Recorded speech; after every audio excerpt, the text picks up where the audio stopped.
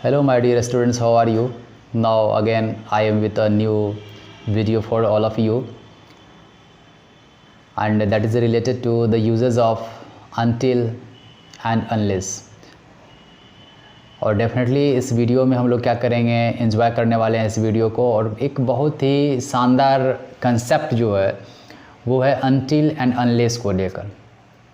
Until और unless जो है ये क्या होता है, जैसा कि यहाँ बोर्ड पे आपको लिखा हुआ दिख रहा है, मैंने लिखा है अनलेस का क्या मतलब होता है। अनलेस एक निगेटिव वर्ड है, इसका मतलब होता है यदि नहीं, अगर नहीं, शर्त। हालांकि मैं आपको यहाँ हिंदी बता दे रहा हूँ, हिंदी दे रहा हूँ, लेकिन फिर भी जो है आपको कभी भी करेक्शन एरर का जब करेक्शन करना हो या करेक्शन करना हो तो उस कंडीशन में कभी भी हिंदी के हेल्प से आप करेक्शन करने की कोशिश ना करें, क्योंकि कहीं न कहीं आपसे मिस्टेक हो जाएगी। मोस्ट ऑफ टाइम आपसे मिस्टेक हो सकती है। इसलिए हालांकि समझना है कुछ कंसेप्ट को तो हिंदी लिखना यहाँ क्या ज़रूरी है, लेकिन माइंड में ये सेटअप मत कर लीजिए, मत बैठा लीजिए कि हमेशा जो है हिंदी से ही हम लोग उसका एरर फाइंड आउट करेंगे, ऐसा नहीं करेंगे। तो अनलेस का मतलब होता है एक्सेप्ट इफ़। हालांकि एक्सेप्ट इफ़ जो वर्ड है, ये वर्ड, दो वर्ड्स जो हैं, ये वर्ड आपको लग रहा होगा कुछ नया वर्ड, ऐसा कुछ नहीं। एक्सेप्ट इफ़ बोलिए या इफ़ बोलिए, दोनों आपका सही है, राइट।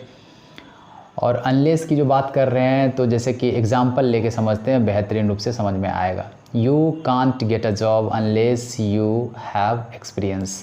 तो देखिए इसमें कह रहा है कि फर्स्ट जो है you can't get a job, इसमें क्या निगेटिव है, लेकिन अगला पोर्शन जो अनलेस के बाद जो पार्ट ऑफ द सेंटेंस है उसमें आप नोट नहीं देख रहे हैं, निगेटिव नहीं है, क्योंकि अपने आप में निगेटिव वर्ड है। जो खुद ही निगेटिव है तो उसको और निगेटिव कीजिएगा तो गलती हो जाएगा। इसलिए आप ऐसा नहीं लिख सकते हैं। फर्स्ट सेंटेंस सही है, लेकिन उसके नीचे अगर लिखते हैं you can't get a job unless you don't have experience, ये कहना मिस्टेक है। अनलेस के बाद जो डोंट लग गया ये गलती हो गई। क्यों गलती हो गई? क्योंकि डबल निगेटिव यहाँ आ गया। एक तो अनलेस जो है अपने आप में निगेटिव है, जब ये निगेटिव है तो फिर तो निगेटिव नहीं बोलिएगा, क्योंकि एक ही चीज़ को दो बार बोलिएगा तो ये चीज़ क्या है, मिस्टेक, ग्रामेटिकली मिस्टेक है। इसलिए हम लोग ऐसा यूज़ ना करें, यहाँ ध्यान ज़्यादा दें, क्योंकि अनलेस के बाद मैक्सिमम कर क्या दिए जाते हैं। जब भी एग्जामिनर आपसे क्वेश्चन एराइज करेंगे, पूछेंगे, तो अनलेस के बाद निगेटिव करके आपको दे दिया जाएगा, राइट। तो आप ऐसा ना करें, क्योंकि अनलेस के बाद निगेटिव वर्ड नहीं देना, क्योंकि अनलेस अपने आप में एक निगेटिव वर्ड है। और देखते हैं फिर अब अनटिल के बारे में बात कर लेते हैं। तो अनटिल जो है इसका मीनिंग क्या है, अनटिल के बारे में आपको मैं बता दूं। अनटिल भी एक कंडीशनल वर्ड है, ये टाइम को डिनोट करता है। कह रहा है कि time up to the time, time up to the time मतलब क्या, टाइम का मीनिंग क्या, अब तक। और ये एक टाइम पीरियड की बात करेगा। हालांकि इसका हिंदी होता है जब तक नहीं या जब तक होता है।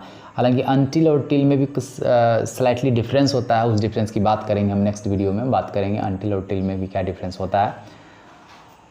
जैसे कि क्वेश्चन को देख लेते हैं। The audience listened carefully until he spoke.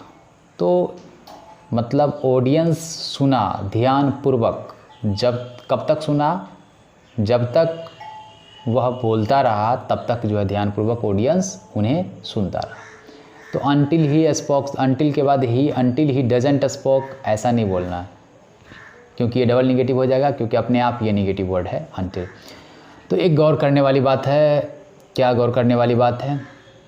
हालांकि गौर करने वाली बात ये है कि अनटिल के बाद नेगेटिव नहीं देना है। दूसरी बात, ये पता कैसे चलेगा कि टाइम पीरियड है? तो सिंपल सी बात है, अनटिल ही स्पोक, स्पीकिंग करने की जब बात हो रही है, बोलने की बात हो रही है, तो निश्चित रूप से क्या हो रही है। मान लीजिए कि अभी 10 बज रहे हैं और 10 बजे मैं बोल रहा हूँ, राइट, और 11 बजे तक मैंने बोला, तो 10 से 11 तक बोला, 10 AM से 11 बजे AM तक हमने बोला, तो ये एक पीरियड हो गया। निश्चित रूप से ऐसा ही हो रहा है, यहाँ एक टाइम की बात हो रही है। तो टाइम की बात हो रही है, इसलिए क्या होगा, यहाँ अनटिल होगा, क्योंकि अनटिल ही स्पोक। तो ये चीज़ आपने इस वीडियो में जाना कि टाइम पीरियड कैसे समझेंगे सेंटेंस के हेल्प से, कि टाइम पीरियड पे ये फोकस कर रहा है या नहीं कर रहा है। टाइम पीरियड पे फोकस करेगा तो डेफिनेटली आपको वहाँ अनटिल देना है।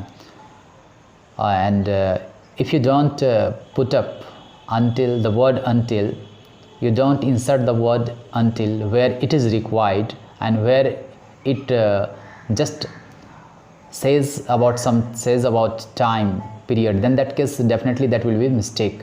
That's why my dear students and my dear students as well as my dear students who are preparing for the competitive examinations, I would like to tell you that whenever there is the need of until, at that place you should not use what that means you should not implement that is unless. That means instead of until you can't put up unless, and instead of in the place of unless you can't put down the word until.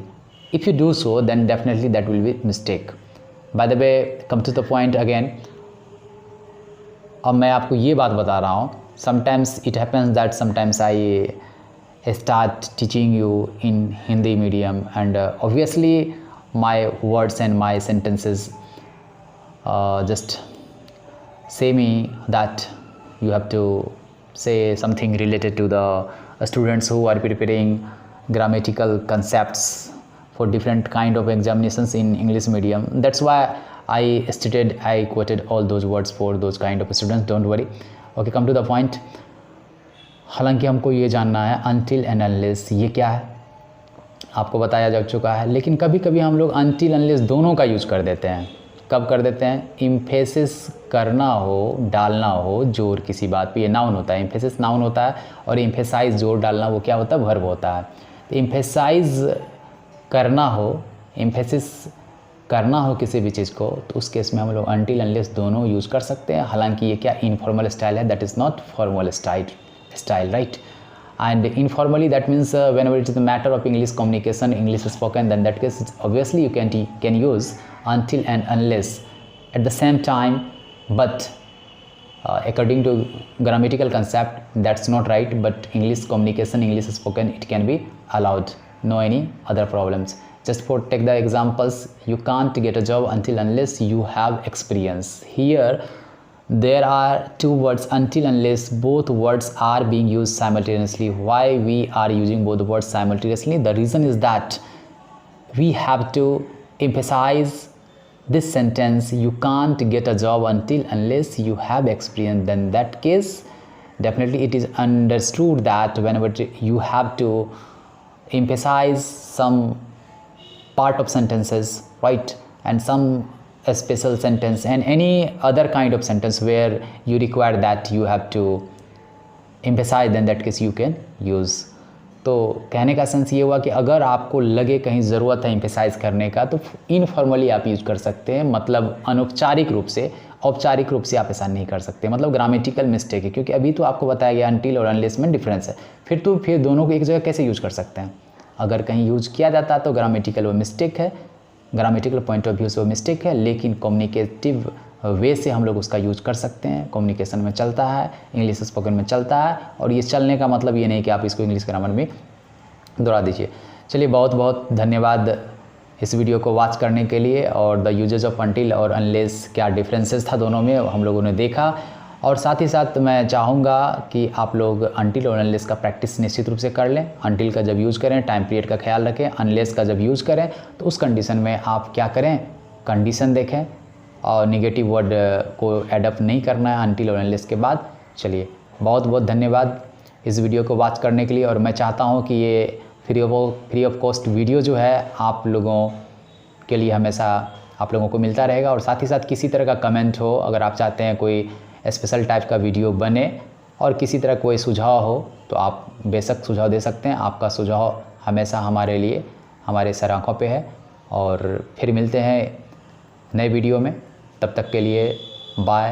Have a nice day, have a nice career for what you are watching and preparing for that kind of career. Thanks again, lots of thank you.